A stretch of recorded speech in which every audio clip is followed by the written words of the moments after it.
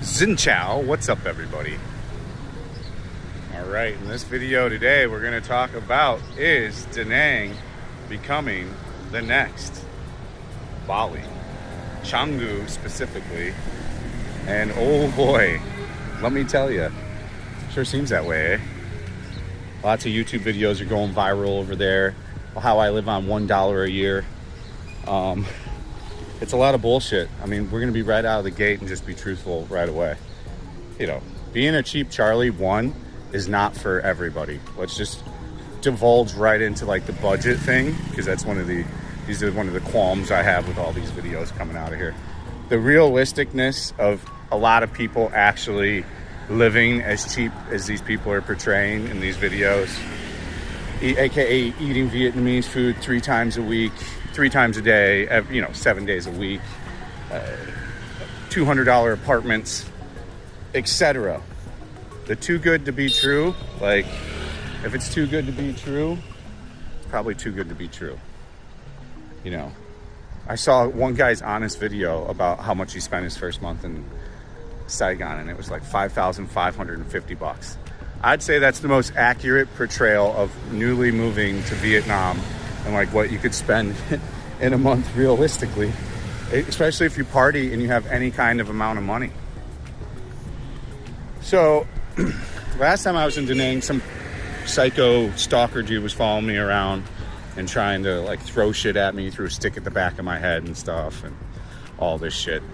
We're gonna go back to Da Nang pretty soon. I want to take a look at I want to take a look at 15 to 20 different apartments, and then I want to actually sit down and do the real budget and cost of living there. There's just so much bullshit that's coming out of there.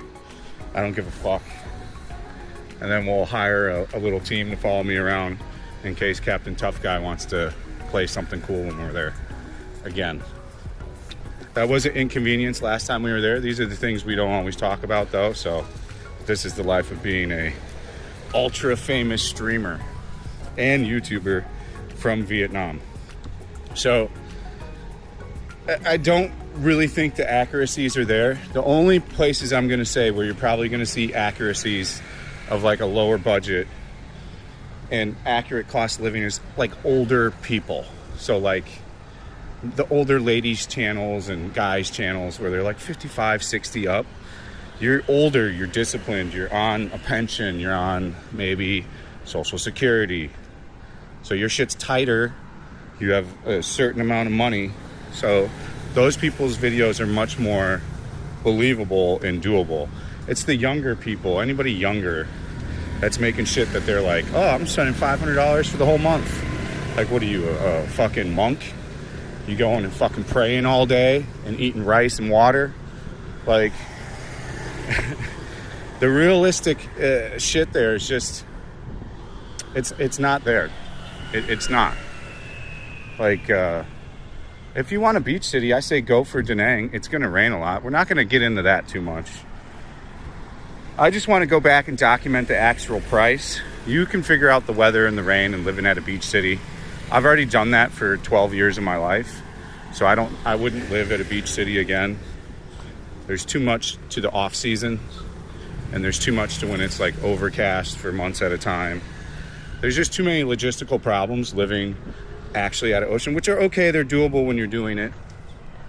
But for me, it wouldn't be something I'd viably do there.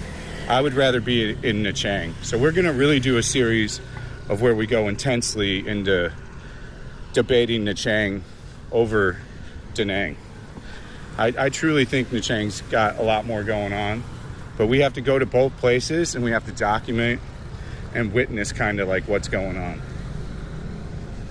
There's just a lot of fluff and shit coming out of the Da Nang area right now. The other thing is the people just flaunting that they're living here on a tourist visa infinitely, and then they're including like their tourist run on how they're just fucking abusing the system every 90 days, which is not even that.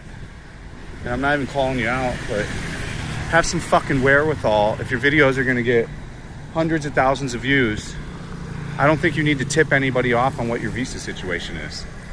Like, just use your head. It's not a good look. There's so many people on that system here. I just don't think it's an incredible idea to try to make like viral videos and just flaunt it in their face.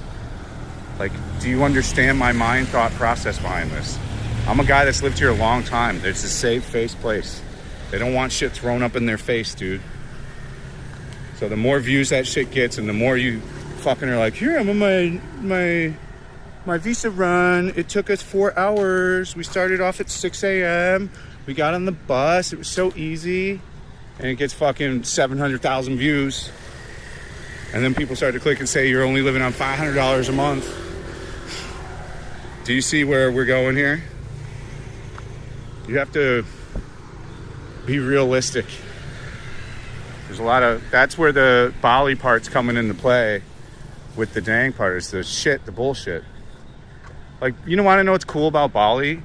Not that they're trying to pretend to be fucking yogis and vegans and all that ridiculous shit there. It's just that it's got a good vibe. And there are normal people out of those people. You know what I'm saying? Which is the same in Da Nang. There's good people there. You know, there's a lot of nice people there. There's a whole community in Da Nang that has my back and that I have their back. I've known them for a long time. This video isn't shitting on Da Nang in any way. It's just a indifference of opinion on things that I feel need to be voiced. And I think I'm the people's champion when it comes to real information about Vietnam, no? So that's all I'm here to do, is try to provide that to the best of my ability. And from what I've been seeing right now, it's not great, all the shit coming out of Da Nang. I want to see the realistic stuff, the real price breakdown. And I don't think people really need to know what your visa situation is if it's not a legitimate one for long term. And currently, right now, there is no retirement visa. There is nothing like it. It's the same shit it's always been. If you don't got hundreds of thousands of dollars, you ain't getting a real permanent visa here, like right now. But that is the fact of like the matter, or unless you get married. The roads to long-term residency are few and far.